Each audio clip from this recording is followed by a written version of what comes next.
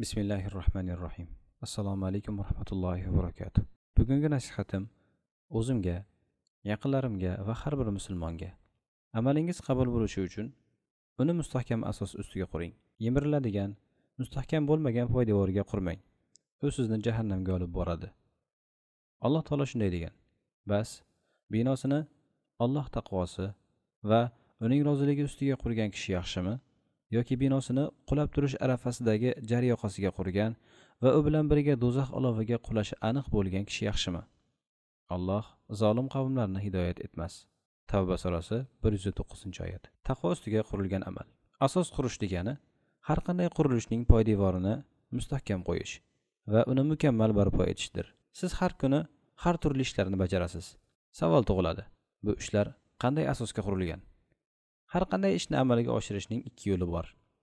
Birinchisi, Alloh taqvosi va uning roziligi asosida qurish. Bu yo'l sizni yaxshilikka olib boradi va uning samarasi ham yaxshilik bo'ladi. Alloh taqvosi va roziligi ustiga bino qurish nima degani? Bu shuni bildiradiki, siz o'z amalingizni, hayotingizni va niyatlaringizni gunohlardan saqlash, harom va ma'siyatlardan uzoq bo'lish asosida qurasiz.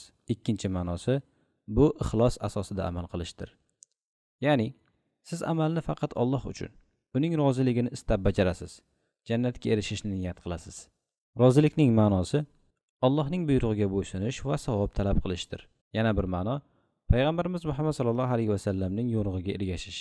Chunki amal faqat buyruqqa bo'ysunish va Rasululloh sallallohu alayhi va sallamga ergashish bilan to'g'ri bo'ladi. Taqvo asosidagi amal ikki ustunga quriladi. Birinchisi gunohlardan saqlanish, ikkinchisi Alloh buyurgan amallarni bajarish. Bunday asosning asosiy samarasi Alloh taoloning roziligi va jannatiga erishishdir. Ikkinchi yo'l halokatga yetaklovchi asos.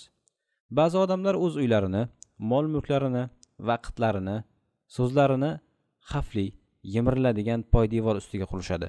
Natijada bu ularga jahannam oloviga qulashi bilan yakunlanadi. Ular o'z ishlarini riyo va odamlarning maqtovini istash asosida quradilar.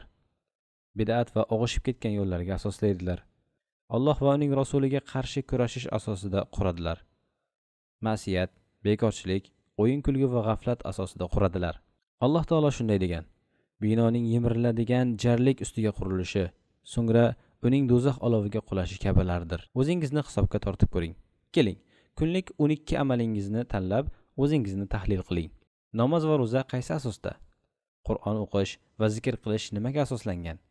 Sadaqa, ro'zadorni iftorlikka chaqirish, ilm talab qilish, masjidda o'tirish, bularning asosi nima?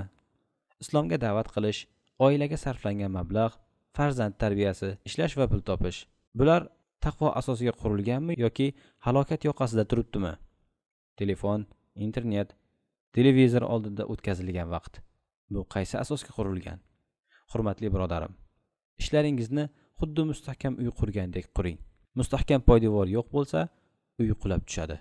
Amal ham shunday. U ham mustahkam asosga qurilmasa, hech qanday qiymatga ega bo'lmaydi. Amallaringizni o'z manfaatingiz uchun quring. Halokatga olib boruvchi yo'lga emas. Hayotingizni, uyingizni, vaqt va mehnatingizni Alloh huzurida sizga foyda keltiradigan narsalar bilan quring. Alloh huzurida foyda bo'lmagan narsa aslida nolga teng. Alloh taolodan bizni hayotimizni taqvo va rozilik asosida qurishga tavfiq bersin va halokat yoqasiga qurishdan saqlasin. Alloh bizni va sizlarni dunyo va oxiratda salomat qilsin. Assalomu alaykum va rahmatullohi va barakatuh.